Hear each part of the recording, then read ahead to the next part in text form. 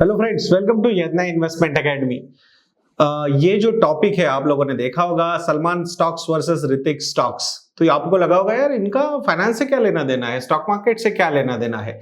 तो हम अभी एक न्यूज पढ़ रहे थे जिसमें मिस्टर अरविंद सुब्रमण्यम, ये जो एक्स चीफ इकोनॉमिक एडवाइजर थे इंडिया के, तो उन्होंने एक क्वेश्चन किया था कि भाई इकोनॉमी डाउन जा रही है बट फिर भी स्टॉक मार्केट ऊपर क्यों जा रहा है। जैसे आप लोगों ने देखा होगा रिसेंट हाईज भी बनाए हैं इंडेक्स ने, जैसे कि सेंसेक्स या फिर निफ्टी हो, निफ्टी 12,000 के ऊपर है, सेंसेक्स 41,000 के ऊपर है। बट इकोनॉमी का जो बॉटम हमने देखा है अराउंड 4.5% का इकोनॉमिक जीडीपी ग्रोथ है। तो इसमें उस पर्टिकुलर चीज को यहां पे कंपैरिजन हुआ है फाइनेंशियल वर्ल्ड में, Salman stocks versus Hrithik stocks. तो ये सलमान स्टॉक्स क्या है और ऋतिक स्टॉक्स क्या है और इसका एक्चुअल इंटरप्रिटेशन हमने कैसे निकालना चाहिए, ये एक अच्छा थोड़ा सा कंपैरिजन हम इस वीडियो में देखेंगे। दोस्तों हमने हमारे मॉडल पोर्टफोलियोज लॉन्च किए हैं, तो जरूर investyadnya.in को विजिट कीजिएगा। According to your risk profile हमने अलग अलग मॉडल पोर्टफोलियोज लॉन्च किए हैं। जल्द ही हम quant based model portfolios launch करने वाले, even small cap mid cap वाले भी मॉडल पोर्टफोलियोज हम जल्दी लॉन्च करेंगे। तो जरूर न्यू हाई ये कूपन कोड अभी भी एक्टिव है, उसको यूज कीजिएगा। उस पर आपको 12% तक का डिस्काउंट भी मिल सकता है। तो वेबसाइट को विजिट कीजिएगा। अगर अभी तक आपने हमारा ऐप डाउनलोड नहीं किया तो गूगल प्ले स्टोर को विजिट कीजिए, वहां से हमारा ऐप भी आप लोग डाउनलोड कर सकते हो। वहां पे फिर आपका फ्री फाइनेंशियल प्लान बना सकते हो, हमारे मॉडल पोर्टफोलियोज को एक्सेस कर सकते हो। अगर सब्सक्रिप्शन लिया है, स्टॉक वीडियोस जो है हमारे, वो भी आप वहां से एक्सेस कर सकते हो। तो जरूर investyadnya.in को विजिट कीजिए और ये ऐप डाउनलोड कीजिएगा दोस्तों। पहले देखते हैं सलमान स्टॉक्स कौन से है। तो सलमान स्टॉक्स में पहला स्टॉक आता है S for state bank of India, SBI, यानी कि कॉर्पोरेट बैंक। जो हमने एनपीए का मेस देखा है, जो मेजर रीजन है ये इकोनॉमिक डाउनटर्न का, ये जो हमने क्रेडिट ग्रोथ ऑलमोस्ट नील देखी है, कोई नया लोन ले नहीं रहा है, एटलीस्ट जिसकी कैपेसिटी है वो लेना नहीं चाहता, जिसको लोन लेना है उसकी कैपेसिटी नहीं है। तो ये जो एक डिवाइड क्रिएट हुआ है, इसके चक्कर में बहुत ज्यादा प्रॉब्लम्स आया है कॉर्पोरेट बैंक्स को। तो कॉर्पोरेट बैंक्स में एसबीआई नंबर 1 पोजीशन पे आता है। 1.85 लाख करोड़ रुपीस के टोटल ग्रॉस एनपीएस है इस पर्टिकुलर बैंक के। तो आप समझ सकते हो कि कितना बड़ा स्ट्रेस इस बैंक पे ऑलरेडी है। 1.19 लाख करोड़ रुपीस का प्रोविजनिंग इस बैंक ने किया है, मतलब ऑपरेटिंग इनकम से इतना पैसा बाजू में गया है।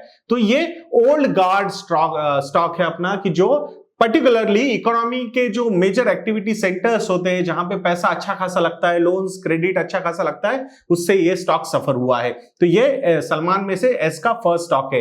A for axis bank, another corporate bank जो बहुत सारे प्रॉब्लम से गुजर चुका है। शिखा शर्मा, ये जो एक्स एमडी एंड सीईओ थे इस बैंक के, बहुत सारे एलिगेशंस हुए, बहुत सारे एनपीएस क्रिएट हुए उनके टेन्योर में। अभी नए सीईओ एमडी आए हैं और उन्होंने काफी अच्छी तरीके से इंप्रूवमेंट करने की कोशिश की है इस बैंक में, और जिसके रिजल्ट्स भी हमने देखे अच्छे आ रहे।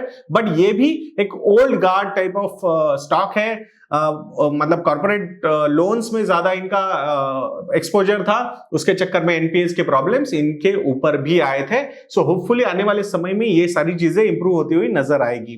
Then L for Larsen and Toubro, L and T. अगर वैल्यूएशन के पॉइंट ऑफ व्यू से देखोगे दोस्तों, तो हमें अभी भी लगता है अराउंड 30 to 40% का एक अच्छा अपसाइड इस पर्टिकुलर स्टॉक में अवेलेबल है। एल&टी का एक डिटेल्ड एनालिसिस भी हमने हमारे स्टॉक सब्सक्राइबर्स के लिए बनाया हुआ है, जिसमें हमने इनके जो अलग अलग बिजनेसेस है उनको भी समझाने की कोशिश की है। ये एक बहुत बड़ा जंजाल है एल&टी, यानी कि बहुत सारी सब्सिडरीज है इस पर्टिकुलर कंपनी में और बहुत बढ़िया वैल्यू क्रिएट की है इस ग्रुप ने। बट ये भी इकोनॉमी से बहुत ही डायरेक्टली कनेक्टेड स्टॉक है। अगर रिसेंटली आप इनके रिजल्ट्स देखोगे, क्वार्टरली रिजल्ट्स, तो इसमें जो मैनेजमेंट की कमेंट्री आई है उसमें मैनेजमेंट ने काफी ज्यादा क्रिटिसाइज किया है गवर्नमेंट के इनिशिएटिव्स पे, कि रिसेंटली बहुत सारे इनिशिएटिव स्लो डाउन हो गए थे। जो एक इंफ्रास्ट्रक्चर पे स्पेंडिंग करना चाहिए था, एटलीस्ट फर्स्ट 2 क्वार्टर्स में, वो गवर्नमेंट के साइड से अच्छी तरीके से नहीं आया। हो सकता है उसके पीछे का रीजन, पहले क्वार्टर में तो इलेक्शंस थे, इलेक्शन रिजल्ट्स वगैरह के चक्कर में। दूसरे क्वार्टर में थोड़ा सा इग्नोरेंस में शायद गवर्नमेंट थी, और वही हमने उनके बजट में भी देखा था। जुलाई का जो बजट आया था वो कंप्लीटली अनएक्सपेक्टेड आया था from economic point of view और at least infrastructure point of view. तो उन्होंने बहुत सारे कोर्स करेक्शन करने की कोशिश सितंबर के मंथ में की है। कॉर्पोरेट टैक्स जो कट दिया है उसका एक पॉजिटिव इंपैक्ट आने वाले समय में जरूर होगा, बट ये चीजें जो होंगी, इसके कैस्केडिंग इंपैक्ट जो होंगे वो आने में एक समय लग सकता है और वो गवर्नमेंट ने अच्छी तरीके से समझा है। कॉर्पोरेट इंडिया में अगर कोई वॉइसेस है जैसे कि महिंद्रा एंड महिंद्रा हुआ, बिरला ग्रुप हुआ या फिर एल&टी ग्रुप हुआ, टाटा ग्रुप हुआ, तो इसमें ये सारे ग्रुप्स को काफी ज्यादा इनके जो वॉइस रेज करते हैं उसमें वेटेज होता है। तो एल&टी ने भी ये वॉइस अच्छी तरीके से रेज किया था, बट ये भी एक old guard kind of investment stock है जो कंप्लीटली लिंकअप है आपकी इकोनॉमी से, इकोनॉमिक ग्रोथ से। तो यहां पे भी जैसे जैसे इकोनॉमिक रिवाइवल सामने आते जाएंगे तो शायद ये स्टॉक्स भी आने वाले समय में अच्छा परफॉर्म कर सकते हैं। देन नेक्स्ट स्टॉक है एम फॉर मारुति सुजुकी। तो ऑटो सेक्टर में जो एक बहुत ही बड़ा स्लोडाउन हमने देखा है, ये जो स्लोडाउन है एटलीस्ट मेरा जो इन्वेस्टमेंट करियर है फॉर लास्ट 14-15 इयर्स, ये बिगेस्ट स्लोडाउन मैंने ऑटोमोबाइल इंडस्ट्री में देखा है और ये रिवाइव होते होते काफी समय लगेगा।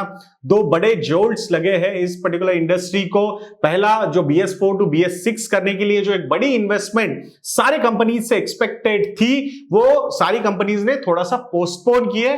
उसका रीजन है यहां पे भी गवर्नमेंट को ही थोड़ा सा क्रिटिसाइज करना होगा हमें, क्योंकि ऑटोमोबाइल सेक्टर में अगर हम देखेंगे तो पहले तो BS4 टू BS6 ये एक अच्छा इनिशिएटिव था। सिक्योरिटी पॉइंट ऑफ व्यू से, सेफ्टी पॉइंट ऑफ व्यू से अगर आप बायर को देख रहे हो तो एक अच्छी चीज है जो जहां पे प्राइसेस बढ़ेंगे और कंपनीज ने उसको भी पॉजिटिवली लिया था।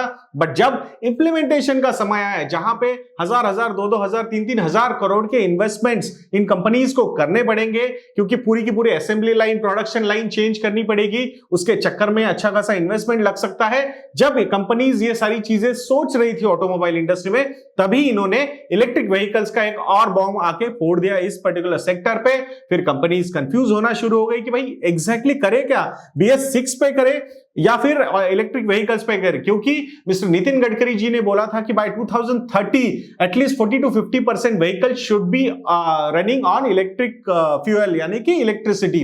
तो यहां आप सीधे सीधे समझ सकते हो जहां पे आपको अर्निंग विजिबिलिटी या फिर बिजनेस विजिबिलिटी नेक्स्ट 8-10 साल के लिए भी क्लियरली नजर नहीं आती, वहां पे बड़ी बड़ी इन्वेस्टमेंट्स करना बहुत मुश्किल हो जाता है। और वही प्रॉब्लम यहां पे ऑटोमोबाइल सेक्टर ने देखा है और इसीलिए ये पर्टिकुलर सेक्टर एक बहुत ही स्लोडाउन से जा रहा है और फॉर सम मोर टाइम शायद जा भी सकता है। बट अभी गवर्नमेंट के साइड से वापस थोड़े से पॉजिटिव स्टेप्स लेना शुरू हुआ है। उन्होंने बोला है कि ऐसा नहीं होगा कि हम कंप्लीटली चाहेंगे कि पेट्रोल और डीजल बेस्ड गाड़ियां बंद होनी चाहिए। Overall slowly I think transition होगा तो अच्छा होगा, सबके लिए अच्छा होगा, इकोनॉमिक पॉइंट ऑफ व्यू से भी अच्छा होगा, एनवायरमेंटल पॉइंट ऑफ व्यू से भी अच्छा होगा and safety point of view यानी कि कस्टमर साइड से अगर देखेंगे तो वो भी अच्छा रहेगा। तो लेट अस ऑल सी कि आने वाले समय में ये सारी चीजें कैसे इंप्लीमेंट होती है। कंज्यूमर्स का जो बिहेवियर है दोस्तों वो बहुत ज्यादा चेंज हो रहा है। Nobody wants to buy depreciating assets, everybody wants to rent them out. So यहां अगर आप देखोगे तो रेंटिंग आउट यानी कि यहां आप ओला देख सकते हो, उबर देख सकते हो, तो यहां पे डेफिनेटली कंजम्पशन में डिफरेंस हुआ है। पार्किंग का प्रॉब्लम बहुत ज्यादा अर्बन एरियाज में, तो अर्बन एरियाज में ही सबसे ज्यादा जो खपत होती है या सेल होता है इनका कार्स का, वो होता है रूरल एरियाज में। बिकॉज ऑफ जो एग्रीकल्चरल प्रॉब्लम्स हुए हैं, कहीं बहुत ज्यादा बारिश हुई है, कहीं बारिश ही नहीं हुई है, तो ओवरऑल एक रूरल साइड का इनकम का ग्रोथ भी बहुत ज्यादा इंपैक्ट हुआ था। तो वहां पे ये जो डिस्पोजेबल इनकम होना चाहिए वो इतना ज्यादा हुआ नहीं, उसके चक्कर में ऑटोमोबाइल सेक्टर ने प्रॉब्लम आए हैं। बट नॉर्मली आफ्टर 4-5 ईयर्स एक स्लोडाउन डिप आता है ऑटो सेक्टर में। सो होपफुली आने वाले 2-3 क्वार्टर में ये सारी चीजें सर्वाइव हो जाएंगी and again with the lower base effect हम वापस एक ग्रोथ ट्रेजेक्टरी की तरफ आने वाले समय में जा सकते हैं। होपफुली गवर्नमेंट के साइड से और कोई शॉक्स इस पर्टिकुलर सेक्टर के लिए नहीं आने चाहिए, ऐसा हमारा मानना है दोस्तों। एंड नेक्स्ट स्टॉक सलमान में है ए फॉर अदानी पोर्ट्स। तो अगेन पोर्ट्स यानी कि कंप्लीटली लिंक टू इकोनॉमी की, जैसे इंपोर्ट एक्सपोर्ट में बहुत ज्यादा चीजें होती है, तो वाइब्रेंट इकोनॉमी जितनी ज्यादा रहेगी, जितना इकोनॉमिक एक्टिविटी ज्यादा रहेगा, उतना ये पोर्ट्स रिलेटेड बिजनेसेस के इनकम ज्यादा होते जाएंगे। सो होपफुली हम आशा करते हैं कि विद गवर्नमेंट सपोर्ट ये पर्टिकुलर सेक्टर भी आने वाले समय में रिवाइव हो सकता है। और लास्ट है N for NTPC another completely link to economic stock की जैसे जैसे इकोनॉमिक एक्टिविटी ज्यादा होती जाएगी, जैसे जैसे पावर का कंजम्पशन ज्यादा लगेगा, तो वहां पे इसका एक पॉजिटिव इंपैक्ट हो सकता है। तो ये सीधे सीधे आपके इकोनॉमी से रिलेटेड स्टॉक्स है। तो ये सलमान स्टॉक्स यानी कि ओल्ड गार्ड स्टॉक्स या फिर कंप्लीटली इकोनॉमी से की एक्टिविटी से रिलेटेड ये सारे स्टॉक्स है। तो यहां पे बहुत ज्यादा इंपैक्ट जो होगा वो गवर्नमेंट के इनिशिएटिव्स का होगा, गवर्नमेंट के इंटरवेंशन का होगा। तो अनटिल अनलेस गवर्नमेंट बहुत ज्यादा प्रोएक्टिव या फिर रिस्पॉन्सिव नहीं है तो प्रॉब्लम हो सकता है। तो प्रोएक्टिवनेस तो हम नहीं बोलेंगे, बट गवर्नमेंट बहुत ज्यादा रिस्पॉन्सिव हो गई है ये हमें मानना पड़ेगा, क्योंकि जिस तरीके से पॉजिटिवली रिएक्ट हो रही है government on all these concerns, so आने वाले समय में एक अच्छा समय देख सकते हैं हम। तो ये रहे सलमान स्टॉक्स। अभी देखते हैं आप लोगों के पसंदीदा स्टॉक्स, ट्रेंडिंग स्टॉक्स है। जो भी मूवीज भी मिस्टर ऋतिक रोशन रिलीज कर रहे हैं तो वो भी काफी हिट हो रही है। वॉर ये मूवी अभी आप लोगों ने देखा होगा, मोर देन 300-400 करोड़ का बिजनेस ये मूवी कर चुकी है। तो ये जो है ग्रोथ ओरिएंटेड कैटेगरी है, हम ऐसा बोल सकते हैं। तो जिसमें एच, ये जो ऋतिक में एच आता है, फर्स्ट एच आता है HDFC bank, retail oriented bank है, कंजम्पशन की स्टोरी पे ज्यादा बिलीव करते हैं। और ऐसे अनसर्टेन टाइम्स में जहां पे कोऑपरेटिव बैंक्स या फिर PSU बैंक्स में जिस तरीके के NPAs के नंबर्स आ रहे हैं, तो वहां पे एक रिटेल इन्वेस्टर थोड़ा सा परेशान हो जाता है। वो बोलता है भाई रिटर्न्स को चेज करना छोड़ो, सेफ्टी की तरफ भागते हैं। तो उसके चक्कर में रिटेल डिपॉजिट्स वगैरह काफी अच्छी तरीके से इस कंपनी ने अपने ग्रो किए हैं, और बिजनेस ग्रोथ में रिटेल लोन्स पे डिपेंड करती है कंपनी। तो NPAs के प्रॉब्लम्स भी काफी कंट्रोल में है। तो ऋतिक में एच फॉर HDFC बैंक ये काफी बढ़िया ग्रोथ ओरिएंटेड स्टॉक हमें नजर आता है। आज के लास्ट 10 इयर्स में around quarter year on year अगर कोई कंपनी है जिसने 20% से ज्यादा ग्रोथ दी है तो वो ये कंपनी है। तो डेफिनेटली मस्ट होल्ड स्टॉक है। तो कितना परसेंटेज होना चाहिए इसके लिए हमारे मॉडल पोर्टफोलियोज को जरूर ट्राई कीजिएगा दोस्तों।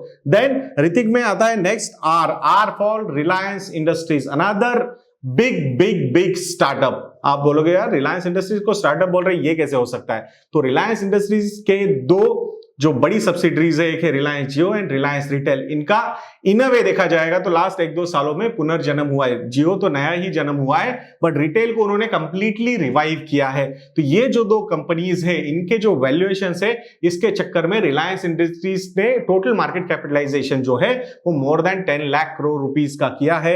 अगर मुकेश अंबानी जी की अकेले की वेल्थ देखी जाए तो अराउंड $60-70 बिलियन के बीच में है। तो आप समझ सकते हो कि कितना बड़ा कंपनी ये हो चुका है ऑलरेडी। तो इस कंपनी को आने वाले समय में ये जो दो सब्सिडरीज है लिस्ट हो सकती है।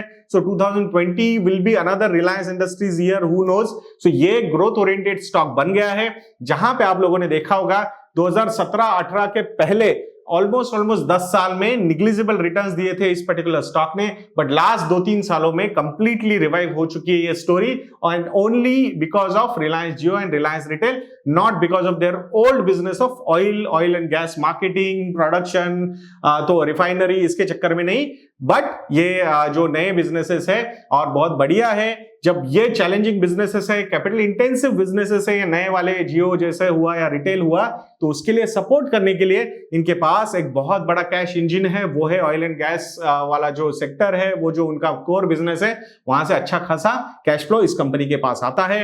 एक विजन भी दिए है कि डेट भी ऑलमोस्ट नील डेट करने की कोशिश करेंगे आने वाले समय में। अभी रिस्ट्रक्चरिंग लिस्टिंग होती है तो पैसा भी उठाएंगे, इक्विटी रेज करेंगे, और उसके हिसाब से ये सारी चीजें वर्कआउट हो सकती है। तो ये भी एक ग्रोथ ओरिएंटेड स्टॉक है ना, और हम बोल सकते हैं कि न्यू जनरेशन स्टॉक इसे अभी अगर देखा जाएगा तो बोलना जरूरी होगा, क्योंकि दो मेन सब्सिडरीज के चक्कर में ये वैल्यूएशन इतना बढ़ा हुआ है।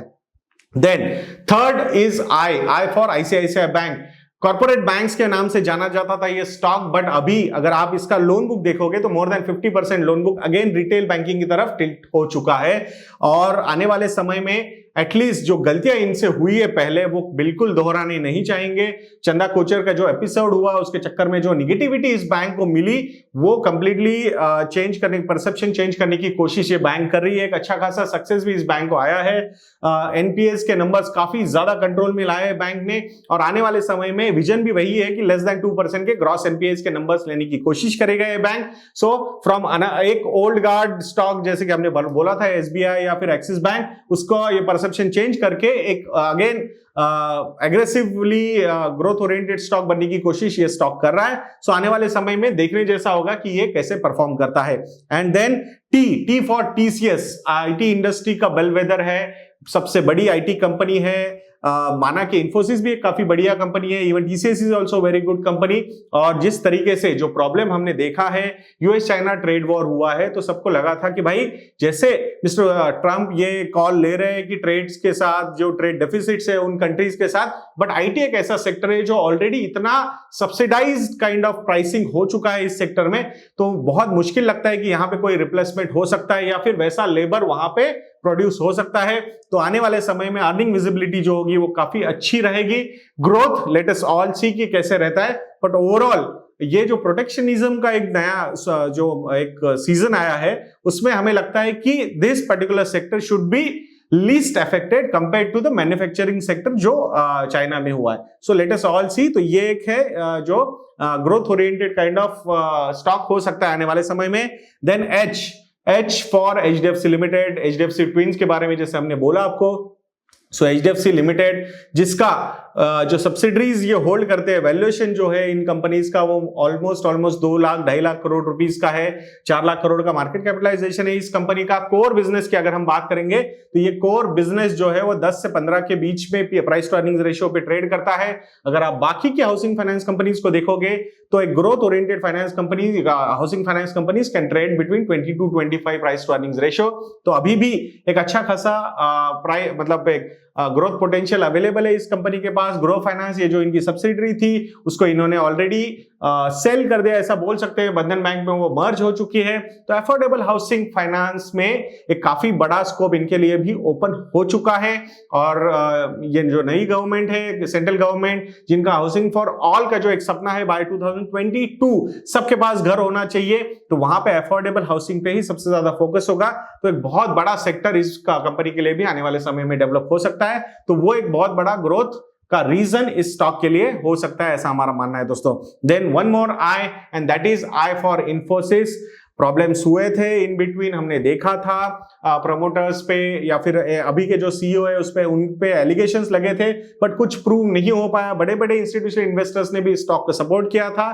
तो again with the same story like TCS, Infosys, ये एक स्टोरी ऐसी है कि आने वाले समय में यहाँ पे भी अच्छा खासा इस पे अपसाइड अवेलेबल हो सकता है। और उसका सबसे बड़ा रीजन ये लगता है हमें कि ये जो ईटीएफ का पैसा आ रहा है, ईटीएफ्स में पैसा आ रहा है, जो एक पैसिव इन्वेस्टिंग जो हो रही है इंडेक्स ईटीएफ्स में, वहां पे ये एक ऐसा स्टॉक है जिसका वेटेज काफी ज्यादा है। इसका काफी वेटेज होने की वजह से सेंसेक्स और निफ्टी में तो एक पैसिव फ्लो हमेशा रहेगा इस स्टॉक में, तो वो डिमांड इस स्टॉक में हमेशा रह सकती है। सो वो एक रीजन होगा इसका भी आउट परफॉर्मेंस का।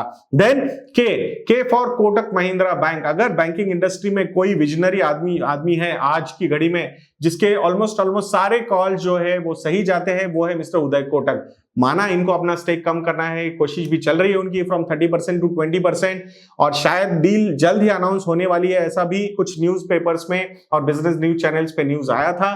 बहुत ही बढ़िया विजनरी स्टोरी है ये। कोटक महिंद्रा बैंक की जो सब्सिडरीज है, कोटक लाइफ इंश्योरेंस हुआ या फिर कोटक म्यूचुअल फंड हुआ या कोटक सिक्योरिटीज हुआ, अभी भी अनलिस्टेड स्पेस में है। आने वाले समय में वैल्यू अनलॉकिंग की बहुत बड़ी संभावनाएं यहाँ पे अवेलेबल हो सकती है। तो जरूर इस स्टॉक को भी ट्रैक कीजिएगा दोस्तों। हमारे मॉडल पोर्टफोलियोज में स्टॉक्स, इनमें से काफी स्टॉक्स है एलोकेशंस में, तो उनका कितना एग्जैक्ट एलोकेशन है नहीं है वो अगर आप लोगों को चाहिए तो जरूर हमारा investyadnya.in साइट को विजिट कीजिए। मॉडल पोर्टफोलियोज में आप लोग उसको एक्सेस कर सकते हो। आपके इन्वेस्टमेंट प्रोफाइल, रिस्क प्रोफाइल के हिसाब से वहां पे मॉडल पोर्टफोलियोज अवेलेबल है दोस्तों। तो हम आशा करते हैं दोस्तों कि ये Salman stocks versus Hrithik stocks में ये जो इन्फॉर्मेशन हमने आप लोगों के सामने रखी है, आप लोगों को वो अच्छी लगी होगी। तो ऐसे वीडियोस के लिए हमारा चैनल देखते रहिए दोस्तों, और नेक्स्ट वीडियो तक के लिए मुझे आज्ञा दीजिए। जय हिंद।